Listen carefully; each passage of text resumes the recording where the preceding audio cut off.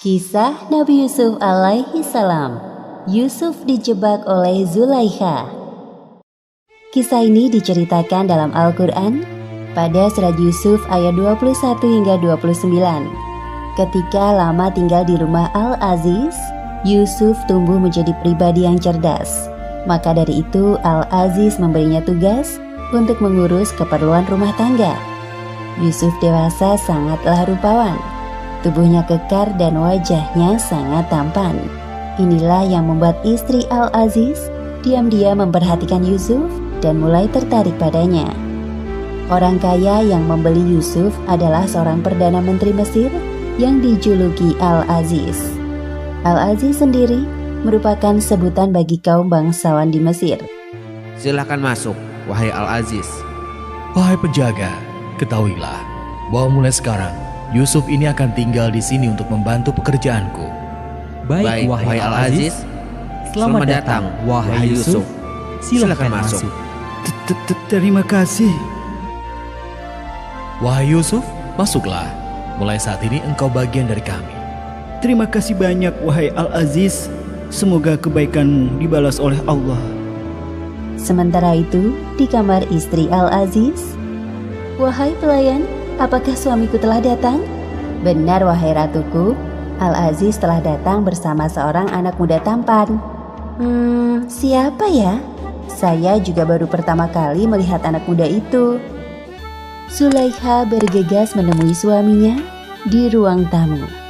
Ternyata benar yang dikatakan oleh pelayannya, bahwa suaminya datang bersama seorang anak muda yang tampan. "Wahai suamiku, siapakah dia?" Ini Yusuf, wahai istriku. Mulai sekarang, Yusuf akan tinggal di rumah kita. Berikanlah kepadanya tempat yang baik. Boleh jadi dia bermanfaat kepada kita, atau kita pungut dia sebagai anak. "Baiklah, wahai suamiku, akan aku laksanakan sesuai perintahmu." Tak perlu waktu lama bagi Yusuf menyesuaikan diri dengan kehidupan di sana. Selain bekerja, Yusuf juga belajar berbagai ilmu. Allah Subhanahu wa Ta'ala memberikan kelebihan pada Yusuf dalam hal mentakwilkan mimpi, seperti yang disebutkan dalam Al-Quran, surat Yusuf ayat 21. "Dan demikianlah kami, Allah, memberikan kedudukan yang baik kepada Yusuf di muka bumi Mesir, dan agar kami ajarkan kepadanya takbir mimpi." Tatkala Yusuf beranjak dewasa, ia tumbuh menjadi pemuda yang cerdas dan kuat. Oleh karena itu, Yusuf diberi amanah oleh Al-Aziz sebagai penanggung jawab urusan rumah tangga, sebagaimana yang disebutkan dalam Al-Quran, surat Yusuf ayat 22. "Dan tatkala dia cukup dewasa, kami berikan kepadanya hikmah dan ilmu. Demikianlah kami memberi balasan kepada orang-orang yang berbuat baik." Kepribadiannya yang menyenangkan membuatnya disenangi semua orang. Terlebih lagi pujian kerap mendatanginya dikarenakan wajahnya yang rupawan. Namun sayangnya kelebihan itu malah menjadikan istri Al-Aziz menaruh perhatian lebih kepada Yusuf. Istri Al-Aziz tergoda dengan ketampanan Yusuf. "Wahai Yusuf, Zulaikha memanggilmu ke ruangannya. Sepertinya ada tugas untukmu." Baik, aku akan segera menemuinya. Sementara itu di kamar Zulaikha, "Aku sangat cantik mengenakan baju ini. Pasti Yusuf akan tergoda melihat penampilanku." "Masuklah wahai Yusuf, pintunya tidak terkunci."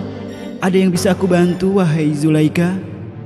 Pada saat itu, Yusuf sama sekali tidak berpikiran buruk kepada istri tuanya itu.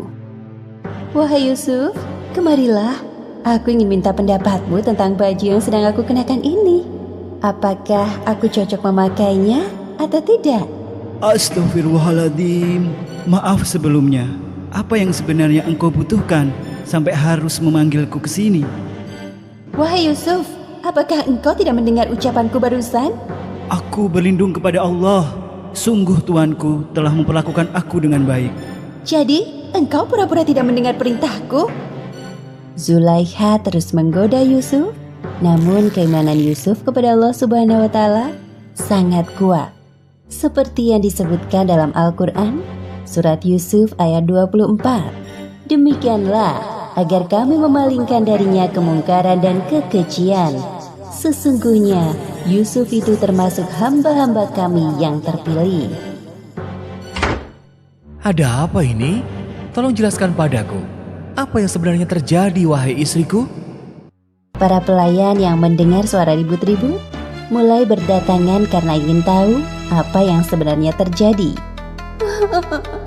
Apakah pembalasan terhadap orang yang bermaksud berbuat serong dengan istrimu selain dipenjarakan atau dihukum dengan azab yang pedih? Benarkah yang istriku katakan, wahai Yusuf? Dia menggodaku untuk menundukkan diriku kepadanya. Sungguh, aku mengatakan kebenaran, wahai Al-Aziz. Al-Aziz mendengarkan penjelasan kedua belah pihak dengan teliti. Beliau ragu untuk memilih lebih mempercayai istrinya atau Yusuf.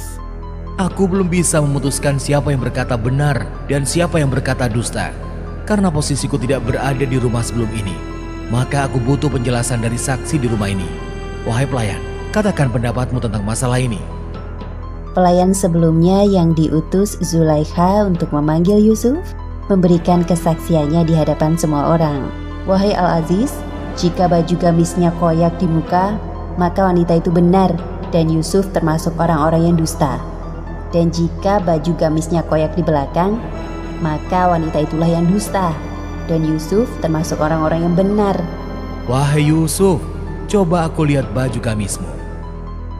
Zulaikha tidak bisa lagi menyembunyikan kebohongan di hadapan suaminya atas bukti yang ada. Wahai istriku, sesungguhnya kejadian itu adalah tipu daya kamu. Sesungguhnya tipu daya kamu adalah besar.